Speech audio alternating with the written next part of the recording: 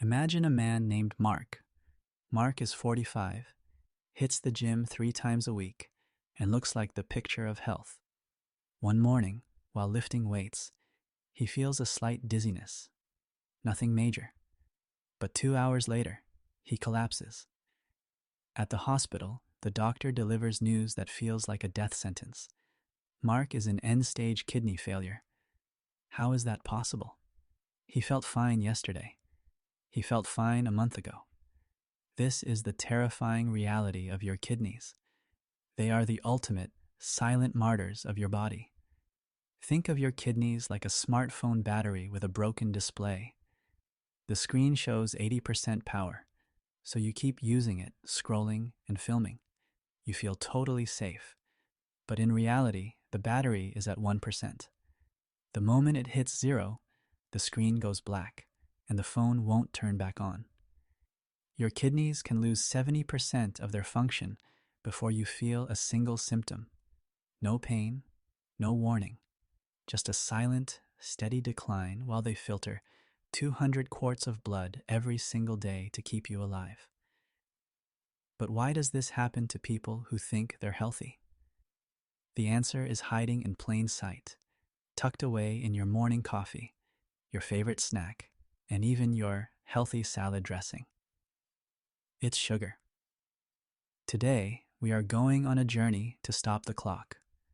We're going to talk about a 30-day challenge that sounds strange, but could save your life. Living like you're 5 years old again. Why 5?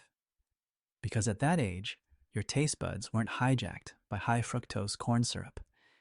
Your kidneys were pristine, efficient, and untainted.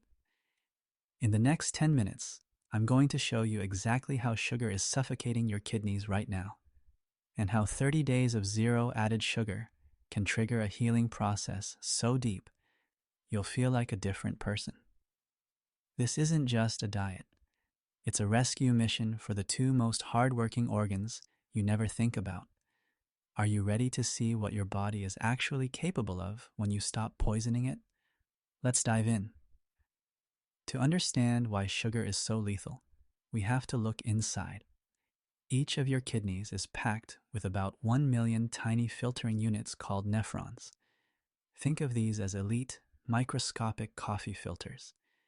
They are delicate, they are precise, and here's the catch. They are non-renewable. Once a nephron dies, it's gone forever. You don't grow new ones. You just have fewer filters for the rest of your life. And sugar attacks these filters using two brutal tactics. First, let's talk about the chemical scratches.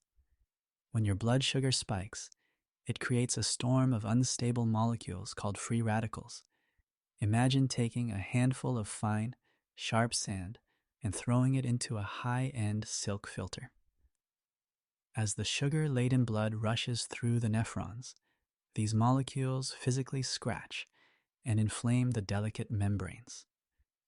This is chronic inflammation. Over time, those microscopic scratches turn into scar tissue, and scar tissue can't filter blood. It's dead weight. But there is a second, even more exhausting attack, the osmotic squeeze. Have you ever wondered why you feel so thirsty after eating something sugary?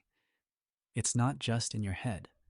Sugar is osmotic, meaning it acts like a sponge for water. When your blood is drowning in glucose, your kidneys have to go into crisis mode to flush it out. They literally squeeze your tissues to find enough water to dilute the sugar so it can pass through into your urine. Your kidneys are working triple shifts, dehydrated and exhausted, trying to pump out a thick, syrupy sludge. It's like trying to force honey through a needle. This constant high-pressure pumping causes the blood vessels inside the kidney to stiffen and narrow, leading to permanent damage. But wait, you might ask, I eat apples, and apples have sugar. Why aren't fruit eaters on dialysis? It all comes down to one word: speed. Think of a whole apple as a slow-release capsule. It's packed with fiber. Fiber acts like a security guard. slowly letting the sugar enter your bloodstream one bit at a time. Your kidneys can handle a slow trickle. Now, look at a can of soda. 39 grams of added sugar, 0 fiber. When you slam that drink in 30 seconds, it's not a trickle, it's a flash flood. It's a direct punch to the face of your nephrons. Your body wasn't evolved to handle a tsunami of liquid sugar. It was evolved for the slow, steady pace of nature. Every time you choose the quick hit of refined sugar over the slow burn of whole foods, you are asking your million tiny filters to survive a natural disaster. And eventually, they just stop holding on. Think about what happens to a car engine when the oil becomes too thick and gummy. The engine groans, the heat rises, and eventually, the metal starts to warp. When you consume excessive sugar, your blood undergoes a terrifying transformation. It loses its fluid, life-giving quality and becomes something closer to a heavy, sticky syrup. Imagine your heart trying to pump warm honey through miles of microscopic tubing. To keep this syrup moving, your heart has to hammer away with violent force, driving your blood pressure through the roof. And here is the tragedy of the kidneys. They aren't just filters. They are also made of the very blood vessels that the sugar is destroying. While your kidneys are struggling to filter the syrup, the tiny arteries that provide them with oxygen are being shredded by that high-pressure flow. It's a literal death spiral. The sugar damages the vessels that feed the kidneys, and as the kidneys weaken, they can no longer regulate your blood pressure. The pressure climbs even higher, and the cycle accelerates until the system eats itself alive. But because there is no pain, your body tries to warn you in other ways. We call these masked symptoms, and you've likely felt them without ever suspecting your kidneys. Do you wake up with puffy eyes in the morning? That's not just getting older. It's a sign that your kidneys are struggling to manage fluid and are letting protein leak into places it doesn't belong. Have you noticed your skin itching for no reason, or cramps in your legs that wake you up in the middle of the night? That's the buildup of toxins and an imbalance of minerals that your kidneys are failing to stabilize. Next time you go to the bathroom, take a look. Is the water covered in bubbles that won't go away? That's foam. And in the world of medicine, foam in the toilet is a red flag. It's the sound of your kidney filters leaking essential proteins that your body was supposed to keep. By the time these masks fall off, you aren't just tired or aging. You are witnessing a system that is desperately gasping for air. The terrifying truth is that you've been ignoring a fire because you couldn't see the flames, only the smoke. Now, let's talk about the road back. If you decide to cut out added sugar today, your body won't thank you immediately. In fact, it might try to sabotage you. Week 1. The Valley of Shadows. Within the first 48 hours, you will likely feel like you've caught a bad case of the flu. Your head thumps, your muscles ache, and you feel a strange, hollow irritability. This isn't a sign of sickness. It's a sign of withdrawal.